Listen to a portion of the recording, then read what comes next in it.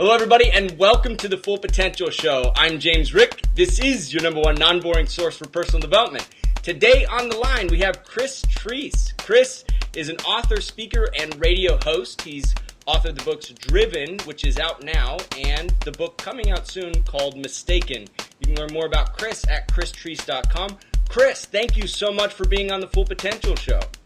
James, thank you so much for having me, and I can already tell this is going to be a blast because I love your energy. And I've been looking forward to this for the past couple weeks, so thank you so much for having me on. I want to talk about the book Driven. Talk to me a little bit about what's in that book and what are the key takeaways people can get out of that book.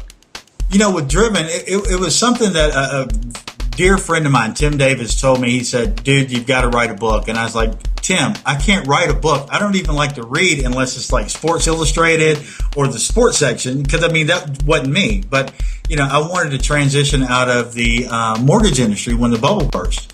And I started thinking about different. Yeah, exactly. I got out at the right time. But I started thinking about things that I could actually talk about. And one of the things I wanted to talk about was how I overcame adversity when I was growing up. Grew up in the housing projects with my grandmother. Everybody told me that I was too small to play football for so many years. I actually got a scholarship to Division I and played at University of Tennessee. Didn't really know what I wanted to do after my career was over. Had a career in the mortgage industry.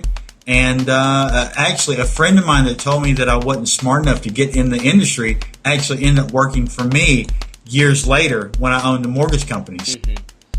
And really, I think, too, sometimes I don't even share an idea that I have until I've already seen some progress from it so that I have the feedback for myself. Because sometimes you'll be excited about an idea and you'll go share the idea and they'll go, well, have you thought about that? Or, gosh, there's so much competition. Then you start second-guessing yourself. Make a little bit of progress in the area that you're passionate about, and then you'll start to see results. And so when you go and tell them about your idea, you can say, well, no, I've actually got some information to kind of refute that criticism. I find that's helpful. Have you had any experience with that in your writing? With me, my whole thing is I'm so incredibly driven, and that's how the title came up with the book. I think for me, I kind of put that out there, and then when people tell me I can't do something, it fuels me to get it done. So I'm kind of the exact opposite, where I want to hear people tell me I can't do something, just like they told me that I couldn't play football because I was too small. And those are the same people that spent, the $25 for a ticket to watch me every Saturday. Well, and I think other people will be able to find healing through you being so vulnerable. Correct. And it just gives people a glimpse into my life. They follow me on Facebook and on Twitter, and they see everything that I'm working on, and they see the quotes and everything, but people collectively really don't know who I am.